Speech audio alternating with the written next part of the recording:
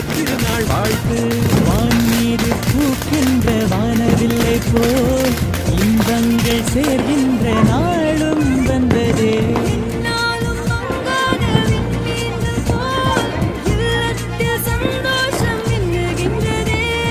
தீமைக்கு தீர்த்து நன்மீதிலே தர்மத்தை போதித்த நன்னாளிது.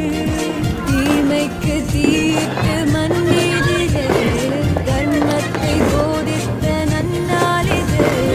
மண்ணிற்கு வேதனை போகின்ற பொழுதுகள் ஒவ்வொன்றும் தித்திக்கும் திருநாளன்றோ.